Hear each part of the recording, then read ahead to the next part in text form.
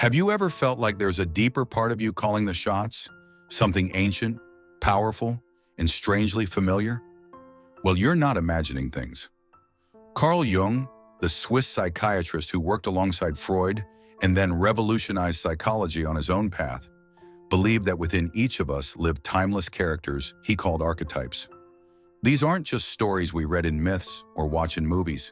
According to Jung, they are real psychological forces that shape our behaviors, choices, and identities every single day. In this video, we're diving deep into the 5 core archetypes Jung introduced, and by the end, you'll understand how each one lives within you, influences your life, and holds the key to personal transformation. Let's get started. Who was Carl Jung? Before we talk archetypes, let's quickly understand the man behind the idea. Carl Gustav Jung was one of the most influential thinkers of the 20th century.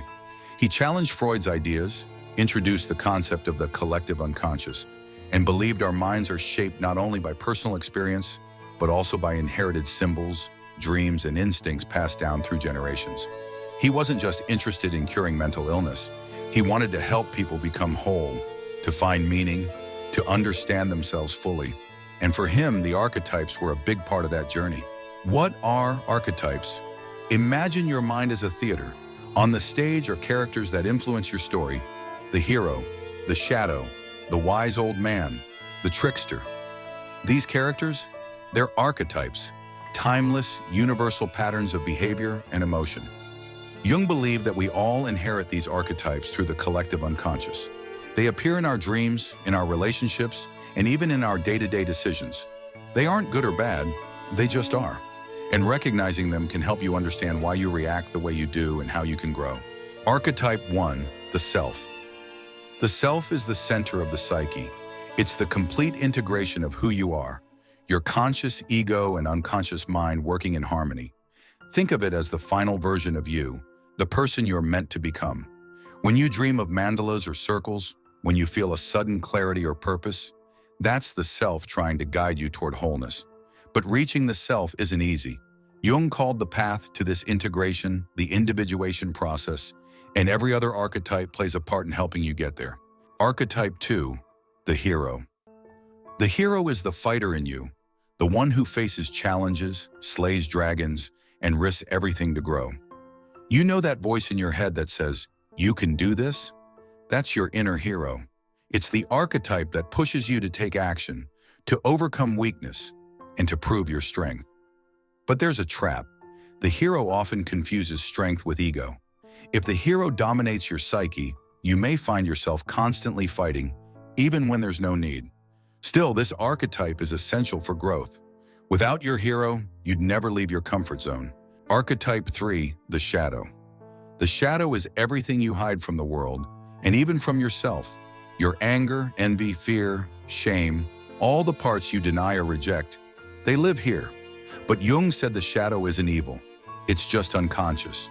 And if you don't deal with it, it will deal with you. You might project it onto others, seeing in them what you refuse to see in yourself. Or worse, you might sabotage yourself without even knowing why. But if you confront your shadow, face your flaws and fears, you unlock massive power. Integration, not suppression, is the key. Archetype 4, the wise old man, woman. This archetype is the inner guide, the mentor who helps you find direction when life feels confusing. Think Dumbledore, Yoda, or even a wise grandparent. But here's the twist. This archetype lives within you.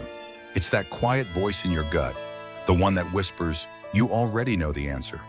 We often ignore this voice because it speaks slowly, patiently, while the world screams with urgency. But the wise old man, woman archetype is crucial. It's the part of you that's timeless, intuitive, deeply connected to the truth. Archetype 5, the trickster. Now meet the trickster, the wild card. The trickster is unpredictable. He breaks rules, questions authority, and forces change by causing chaos. Sounds bad, right? But tricksters are necessary. They shake things up, show us where we're stuck, and reveal truth through laughter or absurdity. In mythology, think of Loki or Hermes. In your life, it might be the friend who always challenges your assumptions, or the experience that forces you to laugh at your own seriousness. The trickster teaches us to loosen up and evolve. Why archetypes matter. You've probably recognized parts of yourself in each archetype. That's the point. We all carry them within us. Some dominate, others stay hidden. But understanding these archetypes helps you notice your patterns, reclaim your power, and live more intentionally. Jung's work teaches us that growth isn't about perfection, it's about integration, becoming whole by embracing all the parts of yourself, even the dark ones, especially the dark ones. If this resonated with you, you're not alone. Carl Jung's archetypes are more than theory, they're a mirror. So here's your challenge. For the next week, observe yourself. Notice when your hero shows up, or your shadow tries to hijack the moment. Listen to the quiet wisdom. Laugh with the trickster. Move toward yourself. Because the journey to understanding yourself is the greatest adventure there is. Drop a comment below.